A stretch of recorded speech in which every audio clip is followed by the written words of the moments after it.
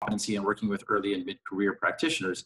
However, we are one of many organizations that care about philanthropy being more equitable, inclusive, and diverse. And so we work as part of a broader movement with partners, some of whom I will shout out in just a moment when I thank our co-sponsors. And these three strategies together, we believe, help us to both support our members in surviving in the field, thriving in the field, gaining influence, and then collectively acting as a platform for leadership to move our field forward. I want to take a moment to thank our co-sponsors, Change Philanthropy, Grantmakers for Effective Organizations, Philanthropy Northwest, and the United Philanthropy Forum. Thank you all for your co-sponsorship of this briefing. Thank you to those who have peer-reviewed the report. We're very proud of the report, and we're very proud to have you all sort of co-sign the briefing. Our agenda for the day is as follows. So I'm going to set a little bit more context about the report, why and how, some of that we've covered already. Then we're going to take the bulk of the session to talk through our findings. And I'm going to represent that I am one of the authors of the study, not the principal author. So if folks have sort of advanced statistical questions or anything like that, I can happily sort of capture those and share them back with the PI and get back to you with any of those responses. Then we want to take some time.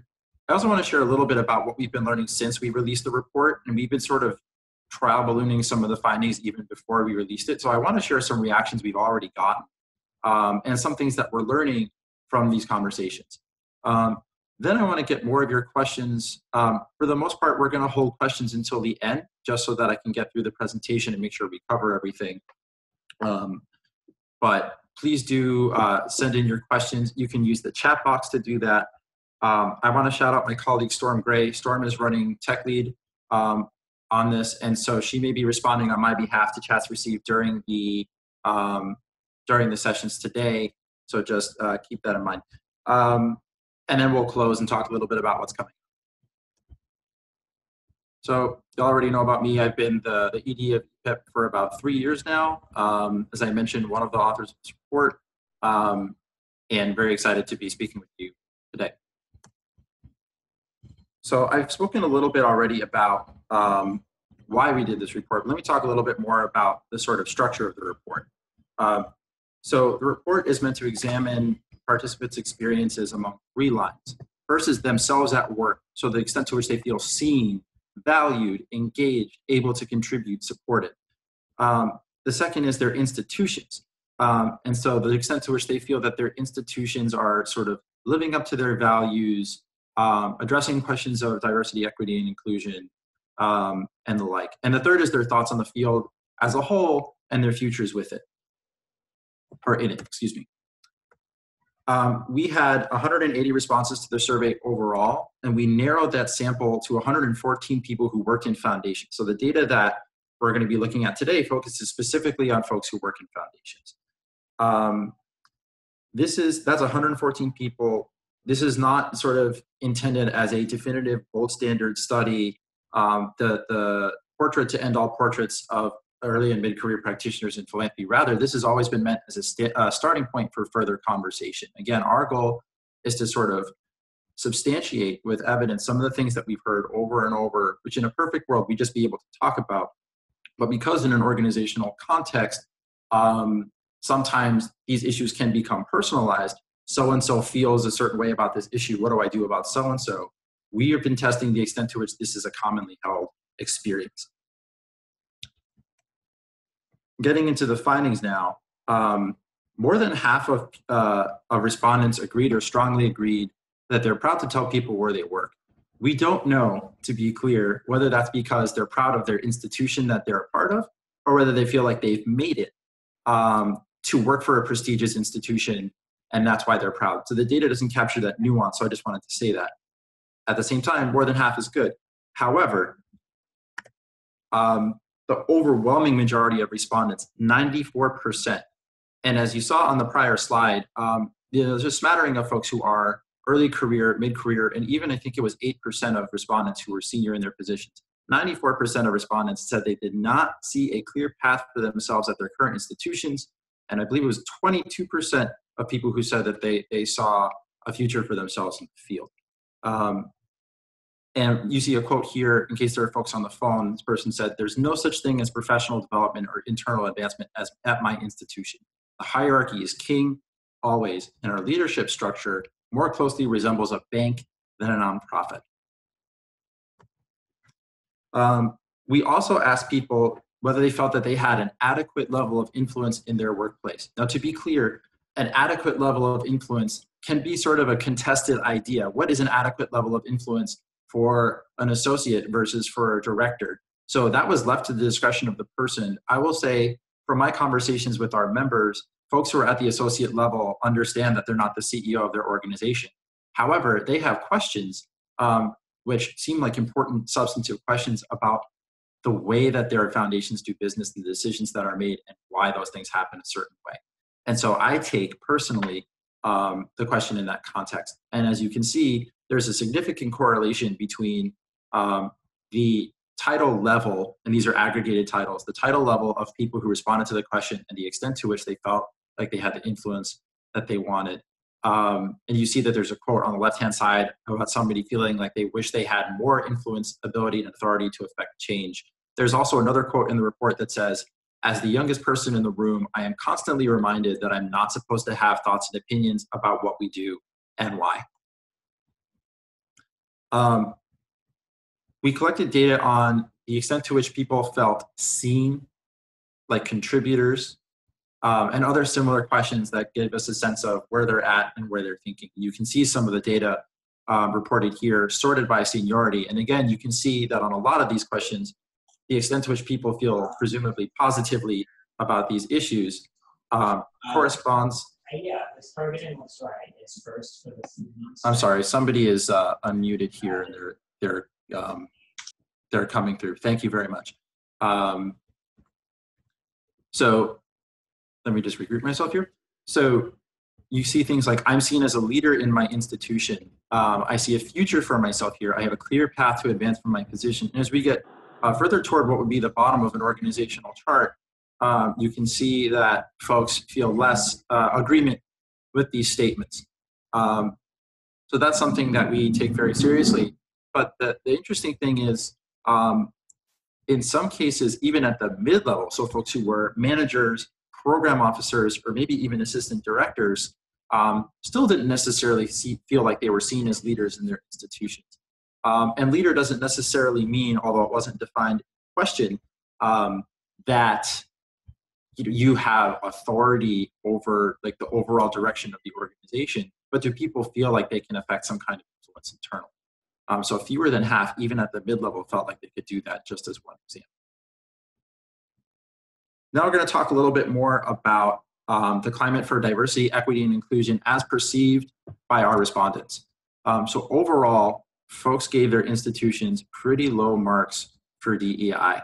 The chart that you see on the left includes the 3 statements about DEI that survey respondents most agreed with or agreed with most of the time, and the ones they agreed with the least.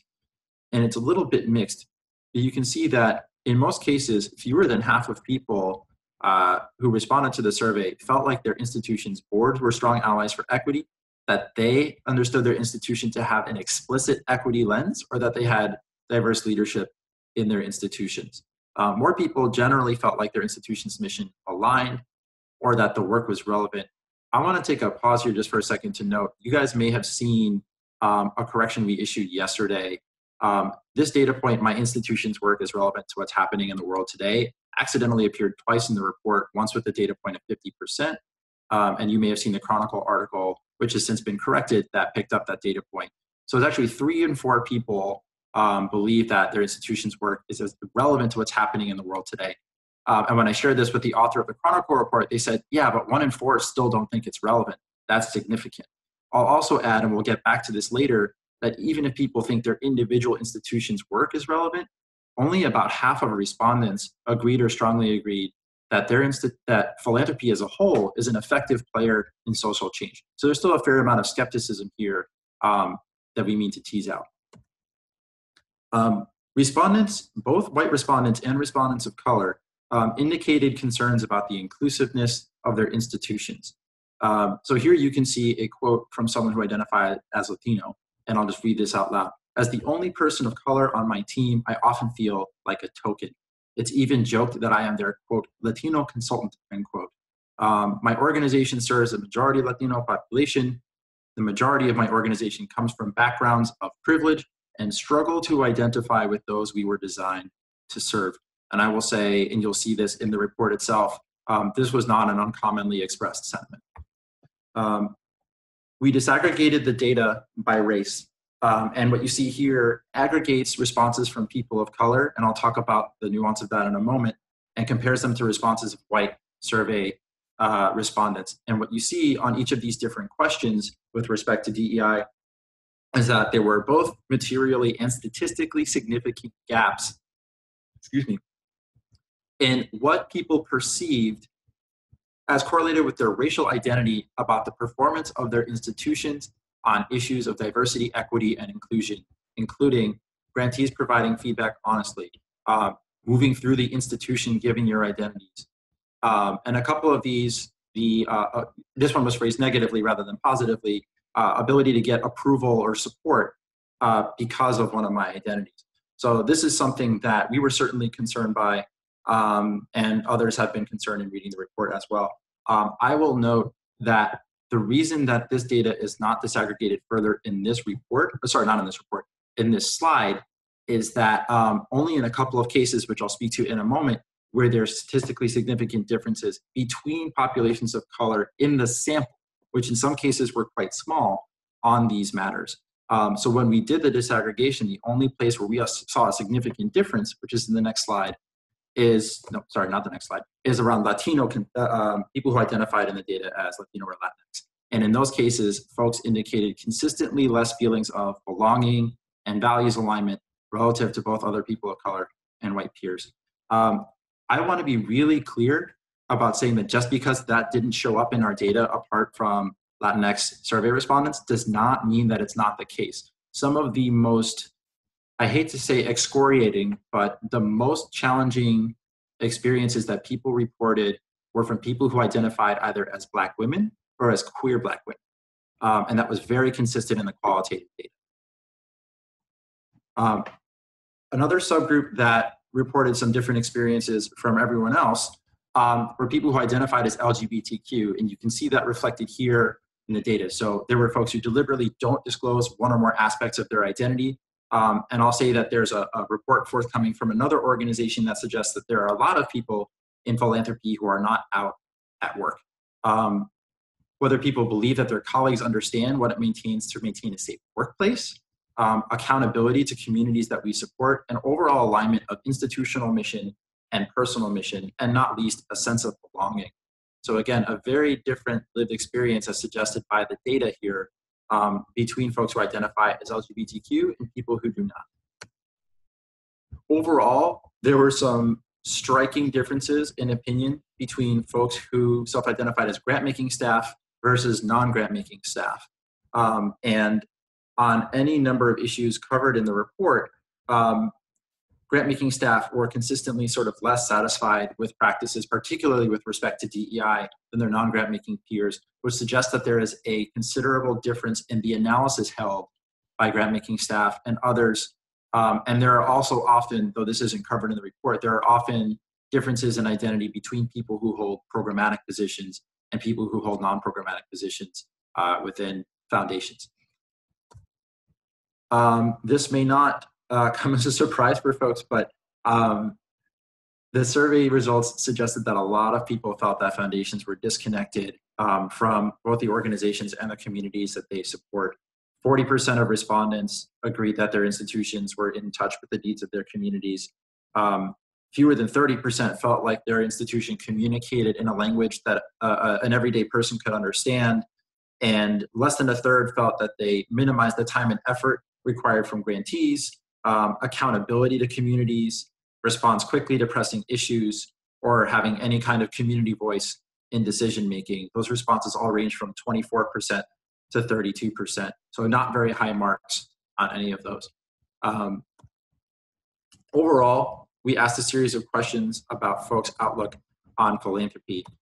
One of the questions, as I alluded to earlier, is whether people feel like philanthropy or their institution is relevant to the work that's happening in the world today. Reinforced said that their institutions were, but as I said earlier, only half said that their philanthropy as a whole is an effective player in social change.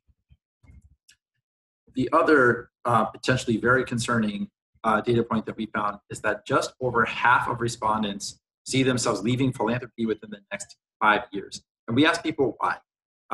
So some said it would be to make an impact in a bigger or different way, but others said it would be because they felt discouraged, disempowered, would not have a clear opportunity in the field, or that they would be going to another sector where they could make a bigger difference.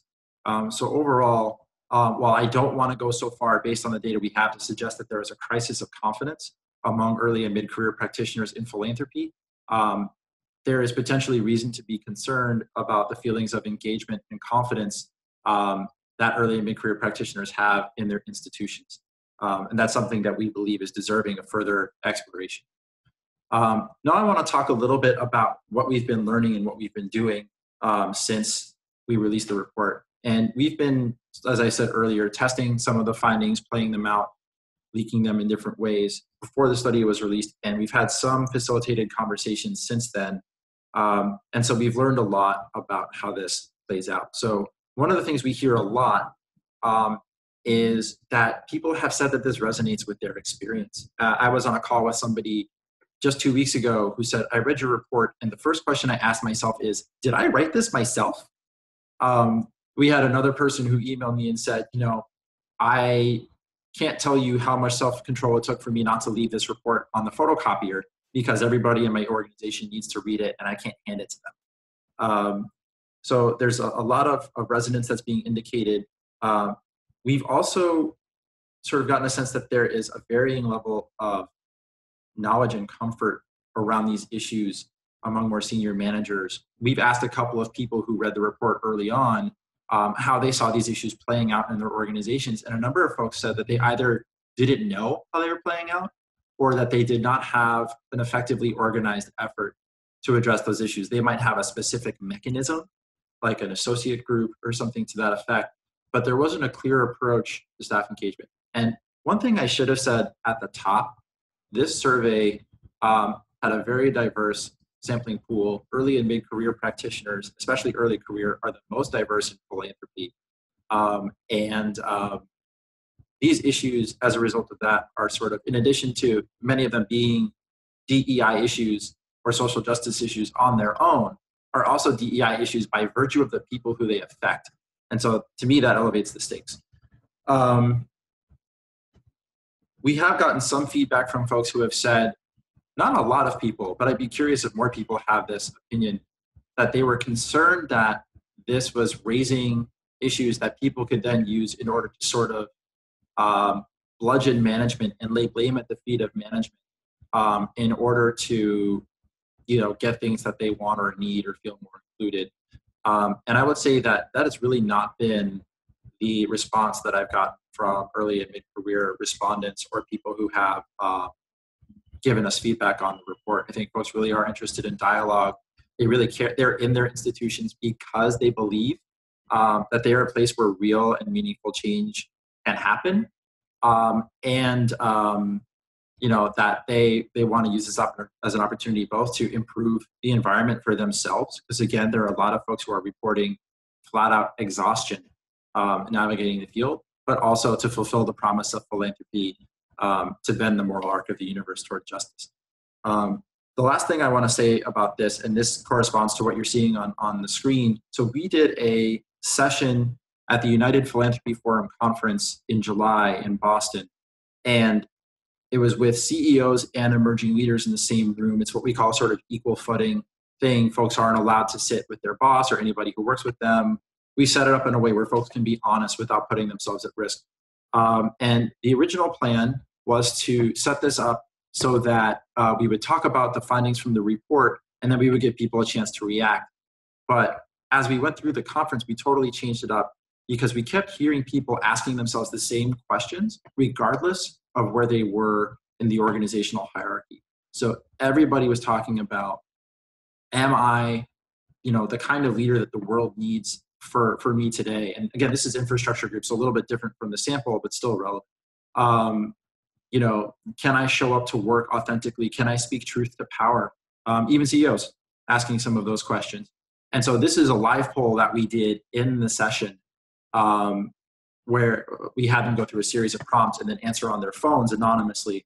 And on so many of the questions, there was alignment. There was another question that said, like, I've had dark nights of the soul, meaning I've really, you know, I had moments where I've deeply doubted myself and my ability to move forward.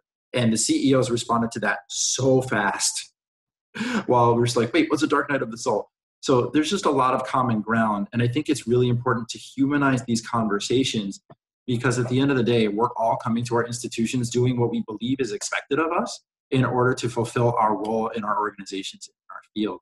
And I believe that if we start from that place, then we still need to have difficult conversations. We still need to challenge sort of existing power structures. But if we can start from a human place, we have the potential to go farther. So I want to share lastly, before we get into questions and reactions, a few learning questions that we've had, and some of these are in the report. So one is, where are foundations struggling and why? What specific practices and behaviors are alienating colleagues? How can we strengthen feedback loops and create more leadership opportunities? This is not an exhaustive list of questions. It's a starting point. And in fact, I would love for people to share in the chat the learning questions that they have based on what they've heard. And we're going to open the floor to Q&A in a minute. So I'm going to ask people to share both their learning questions and their questions overall, so that we can get into the Q&A portion of the conversation. I'll speak to these a little bit quickly, and then we'll open the floor. So on the where are people struggling and why, I've alluded to this a little bit already. So for starters, not everybody fully understands the scope of the issues. And that's because in light of the power differential between folks who are early in their careers and folks who are later in their careers, not everybody feels as at liberty to raise some of these concerns inside their institutions without incurring considerable individual risk. So that's something we're very mindful of. The second part is, once you know about it, what do you actually do? Is this a separate standalone effort? Do you integrate a certain lens into all the work that you do? Do you revamp the way you make decisions? Like, what are the things you can actually do in order to address these issues? The second piece around what's alienating colleagues, I just feel compelled to call out here again that this is not just about ageism, about different understandings about what it means to pay one's dues, or sort of, do you have to earn the right to have an opinion, or do you always have the right to an opinion? Like, those are real cultural questions that the field has been wrestling with for some time. But there are also very clear race and gender dynamics, among other markers of identity, that are playing out here that cannot be separated from these other issues. And the solutions to those issues are not technical. And so I just think that's really important to say out loud, because it's not just a staff engagement issue, it's a DEI issue. And I think that's really important for us all to be very mindful of. The piece about feedback loops is particularly around how organizational decisions get made. A lot of questions that are raised by folks are around, why are we doing what we're doing? How is that decision made? And how do I bring something to the table? One of the things one of the reasons we do this work at EPIP is because our members bring insight, expertise, lived experience in many cases, and the knowledge that they gain from their specific positions as people with less formal authority, who grantees might be more honest with. I've had that experience myself as an associate, and who see how the vision of management plays out in practice in a way that is often invisible to or hidden from senior management. And so that is not only important from an equity perspective, it's also important from an organizational learning and decision-making perspective. It suggests that people with vital and valuable data are being written out of decision-making processes, and that's bad for business. So creating more leadership opportunities and feedback loops is a way to revise the way that we learn and make decisions and implement those decisions that allows us all to do better. So with that, let's go to questions. And I want to thank you all for listening to the presentation. I'm very excited to see the questions that we have. And folks, again, to ask questions, you can either I think you can unmute yourself. I'm not sure if we have that control set up that way, or you can ask a question in the chat box. I see one, and these are going to be anonymous unless you tell me that I can share your name. My question given this report is, what opportunities can foundations provide to help staff members to grow their skills and amplify their voices and experiences? Wow, if that's not the most hospitable prompt to a shameless plug to join EPIP. So plug accepted, thank you. But also, I think, we've gotten some questions in the past around professional development policy and what it looks like to have a good policy. And the truth is, a lot of places either have professional development policies that are informal, or they seem fair and reasonable, and often are, but don't necessarily give people what they need in order to really take advantage of them. So for example, in my old job, we had a professional development policy, and the biggest thing that a lot of people struggled with, or maybe it was just me, was, okay, so there's money available, and I'm really grateful for that, but I have no idea how to use it because I actually don't know what I need. So how do I, as like a 24-year-old associate, just even understand the skills that I need in order to grow as a practitioner? Or what do I need in order to get to the next level? So guidance around that is really helpful. That's something that we're working on as well, just helping people understand what those opportunities are. The other thing is that a lot of times professional development is left to the managers in organizations to manage. And so the extent to which someone is supported in that depends on their boss. And that's not good policy, right? That means that the management acumen and sort of relationship between the supervisor and the supervisee is too much of a predictive factor or a dependent factor in how people actually get supported in their growth. I think the other thing is that there's often, like our professional development internally has two parts. There's a part that's about what's essential to your role, and there's a part about how you want to grow as a person. And if you're an associate and like you have big dreams, right? And like everybody has big dreams. But then if your professional development is only about like how you manage spreadsheets, like that's important. We need to develop, like people need to develop fundamental skills, but also that can be really deactivating, right? Because then folks often feel like they are only seen as the function that they perform in the organizational chart. And at the root of a lot of the tension we have is that people have more to offer than that and are really hungry for ways to do that. So I hope that helps. On the amplifying voices and experiences, there's a lot of really good leadership trainings out there if folks are able to go. A lot of them are tailored toward folks who are more senior. And if folks have suggestions on specific things, that would be great as well. And we're working on our own resources list. We have a comment, no question, but just a big thank you for the report. I felt like you all had read my mind while I was going through it. Thank you for that comment. And it's always, I'm both glad and sad to hear that this resonates with people's experience, because honestly, I wish it didn't. But thank you for sharing that.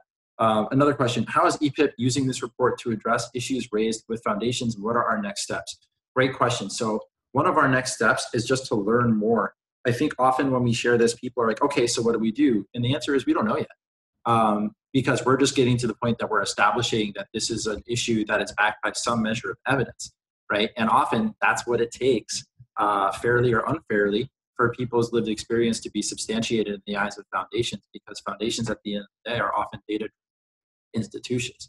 And so the thing that we want to do next is learn more about what people are doing and what's working well and what's not working well, so that we can share that. We're also just asking people, just learning about sort of the ins and outs of how this actually works, what are the pitfalls, things like that. So that we're going to be spending a lot of time taking this on the road and asking people those questions, and we intend to report back on what we learn. The next question is, with the information provided in this report, what is your recommendation to best communicate this to leadership teams who are the power brokers in the organization? No leader thinks they don't represent their staff well, yet the data has consistently shown the contrary. To those of us at lower levels, how do we bridge this gap? Let me stop there. This is a two-parter, or maybe this is the end. It feels like this change is so dependent on the agreement or approval from leadership teams that are resistant to change. So let me actually start with the latter part of that, because Alfonso Winker, who was at the Minnesota Council of Foundations, and now runs a firm called Team Dynamics. And I have talked a lot about how a lot of folks mistake a lack of formal authority for a lack of agency. And I want to be clear that I'm not saying that everybody who is an associate or an assistant on this briefing should take this report and sort of throw it at their manager. I think that's a bad idea. But one of the things that's really stuck with me is something that Susan Batten, the CEO of AppV, says, which is that a lot of times racial equity and general sort of DEI efforts start at the bottom or the middle of the organizational chart, because people start saying, it's like the folks who are sort of the least invested in the status quo are saying, this isn't working for me. I don't know how it's working for everybody. And we can't work like this. We can't live like this. And we're fortunate to be in a time when institutions are very concerned about that. You know, even still coming off of the obsession with how to engage millennials and now Gen Z, it's something that folks are really still paying attention to. So we have sort of a window of opportunity while the philanthropic attention span is there. As far as communicating this to leadership teams, one thing is, to the extent you can, use this for cover. That's part of its intent, right? We want to give you the data is a way of saying this isn't just about me. One of the things that we'd like to offer, and you can sign up for this, so to speak, or request it in the post-session survey, which we'll be sending out later today, is you can actually have us do an in-person or virtual briefing with your organization so that you don't have to deliver the message, right? And I think the key is that it's not about saying, you see, all the things I've been telling you are true.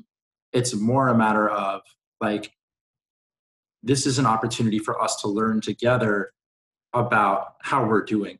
And you got to look for natural allies within the organization. So the CEO might not be the right person. Depends on the relationship you have with the CEO and the expectations. But if a lot of foundations now are hiring directors of talent, or there are HR people who are sort of tasked with this, and there may be safer avenues to raise these. It may be safer to share these things anonymously. I'm not convinced leaving the paper on a copier is a bad idea, but I don't even have a photocopy machine, so maybe I'm the wrong person to ask. But I think some of it is specific, and if anybody is interested in talking about this more individually, please reach out to me. But it is true that ultimately decision makers have to sort of ultimately sign off on the change and decide that that's a priority, and that's part of why our strategy is to get this in front of decision makers as much as we can while the report is sort of still fresh in people's minds. So now we have a question from Camille Serrano at the Human Rights Funders Network. I'm curious to hear how foundation leadership staff have received this report. I personally have to dig deeper into reviewing the report, but I'm curious to what extent the report captures generational gaps that exist across multi-generational organizations, millennials to baby boomers, and how this plays out in philanthropic decision-making. Has any feedback reflected this? Do you feel like you've received feedback that reflects buy-in on the part of foundation leaders to address DEI issues on a deeper level? It's a great question. Thank you, Camille. So a couple of things. One, I think that there's appetite from a lot of foundation leaders to address DEI. I think the catch is the deeper level, and what is the deeper level? As I said before, you know, it's, I think, a fallacy to think that you're just going to implement some policy fixes, like you're going to change your contracting RFP requirements and your hiring policies, and you're going to be an equitable organization. Barely scratches the surface. And often the things that really prevent institutions from making good on DEI. And I want to be clear that the fact that I'm talking about these things does not mean that EPIP is perfect as an organization. This is not meant to be a holier than thou thing. We are far from perfect, and we have our own work to do.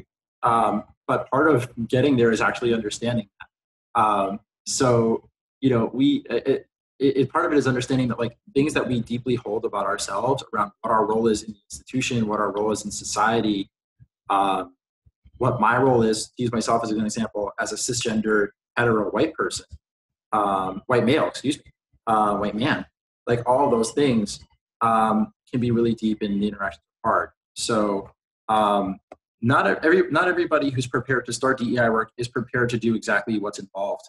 And that's why I would say expert facilitation is really, really important, because you have to have a good holding environment for those conversations to play out. In terms of how folks have received the report, you allude to generational gaps. And the report doesn't really dig into that. So there weren't a lot of comments from, I think 8% of the sample was senior. And I should note that I don't actually know what percentage of the senior staff respondents were baby boomers, for example. They may have also been millennials in some cases. One did not sort of correlate perfectly to the other. But there wasn't a lot of talk from folks who were older in the survey about feeling like their staff just needs to grow up and get the program or anything like that. I think more than anything, executives who I've spoken to just want to know what to do. And we had, I'll say in the session we had at the forum conference, we had some really good conversations with people, about the things that they were struggling with. So to use a specific example, there was a CEO, who I obviously won't name, who identified as a person of color and said that they wanted their staff of color to do really well, and they wanted their work to reflect well on them. And sometimes that would lead them to do work for their staff that they shouldn't have done, which ultimately disempowered them. And so they came out of that conversation and said, I'm going to stop doing that because now I'm realizing what I'm doing.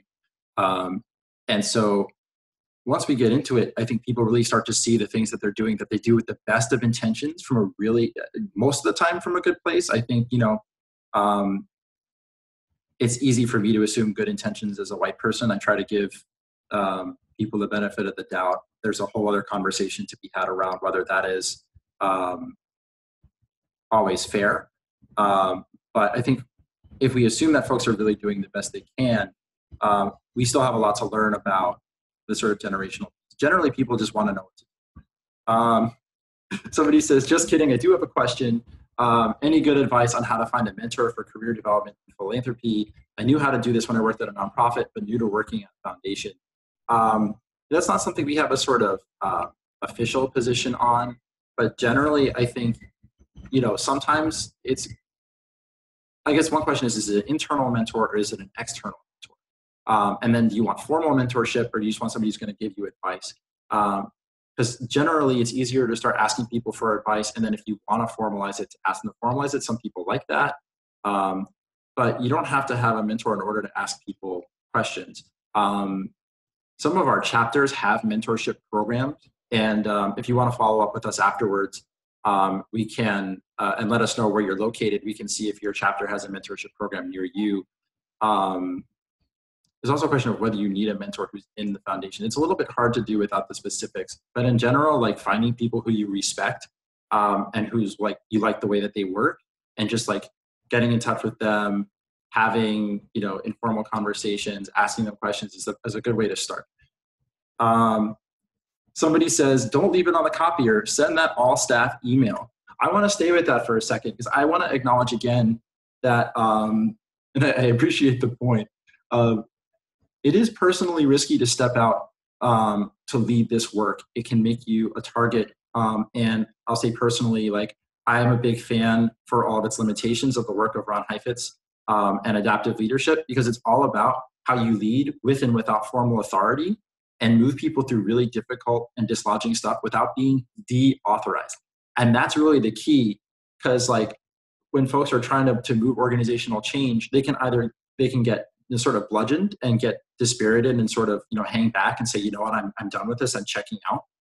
Or they can be deauthorized, saying like, you don't even know how to do X. How are you telling me about this? This is not your role, stay in your lane. So there's really a political calculus that would take many other conversations or briefings to get through.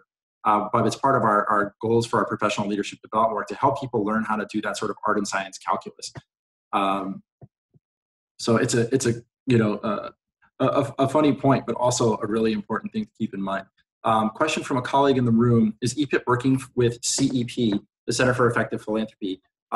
Great question. So we've had conversations with CEP about this, and they've actually, I think, asked us to write about this, and probably owe them a piece. So part of the inspiration for this was a couple of reports which are references. They're referenced in our paper. One is actually the CEP Foundation President sort of compendium in 2015 that was commissioned by the Hewlett Foundation, and in that paper, CEP asked CEOs what their top priorities of the most pressing issues facing humankind were, and then how they felt their institutions were doing on those measures. And people said education, climate, inequality, I believe were the top three. And when they were asked what the barriers were, a lot of them actually pointed to their staff and said that their staff wanted to do things the way they had always been done. And when we've asked this question, we asked this a similar question at our conference in 2016, and the finger went the other way.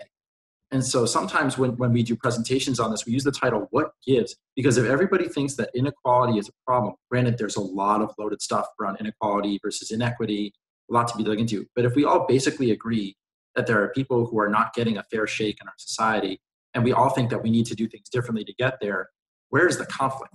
That's where the productive tension is.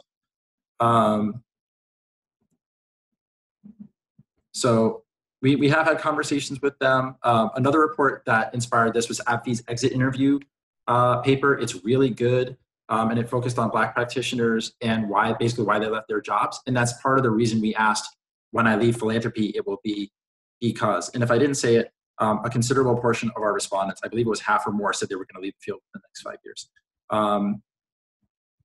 Our colleagues at Change just noted that we're going to be sending, in terms of dialogue with senior leadership, Change and the Council of Foundations partner on something called the HR Directors Summit. And we're going to be doing a webinar for people who've been to the summit on this. So that's going to be a really key audience for us, and we're very excited about it. A big thanks to Carly and Change Philanthropy and COF for making that possible.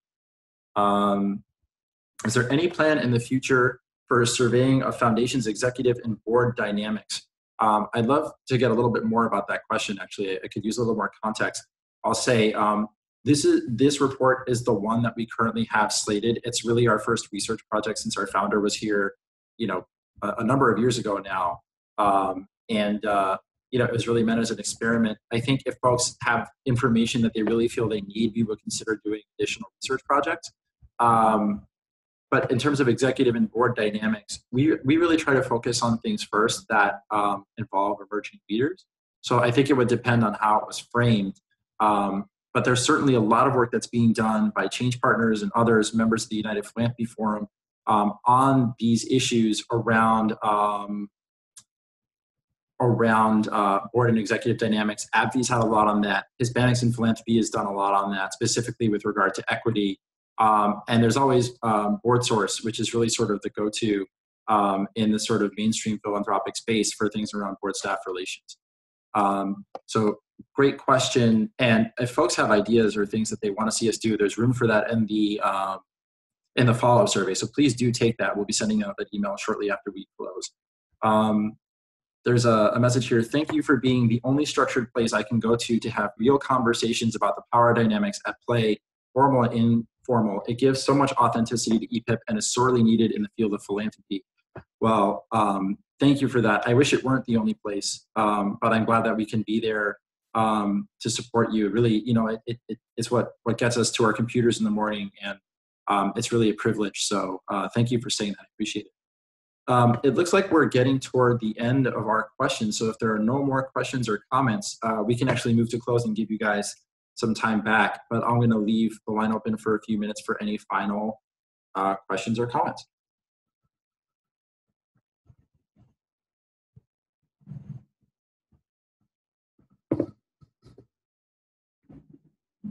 Okay, so I'm going to move us towards closing, and if anything comes in, I'll share it. And apologies if you see me squinting. The sun is just very bright outside. Let me get back to this. So, as I mentioned before, what we're going to be doing with this is, one, we're just going to get it on the road. And if you would like us to do a briefing with colleagues, with your staff, with your EPIP chapter, if you're a chapter leader, and thank you chapter leaders who joined, you can either email me directly, it's my first name at epip.org, or you can email briefings@epip.org. We're happy to do it. We really want to help get people talking about this. I want to thank the forum and the members of the forum who've been really great partners. A lot of folks have asked us to come speak to their members. We're really excited about that. If you're on the line and you're from a philanthropy serving organization and you'd like to talk to us about this report and how we can engage with your members around it, we'd love to have that conversation with you. If you're trying to figure out how to have a conversation internally about this, we'd love to hear from you. We're also, we want to encourage people to continue to share their stories. And so there's an option in the feedback survey that if this has raised experiences for you that you'd like to share, please feel free. It's really helpful to continue to add texture to this and to further substantiate that it's not just our report, but that people continue to sort of reinforce that this is their lived experience. So with that, I want to move to closing. I'd like to thank you all for taking the time to join us. I want to thank those who may be on the phone who responded to the survey in the first place. To me, I feel like it takes a certain suspension of disbelief that things can be different, even to share experiences that may be painful or triggering. And so I just want to thank you. I hope that we've honored the faith that you've placed in us today, and look forward to continuing the conversation. And with that, we're going to let you get back to your day. Thank you very much.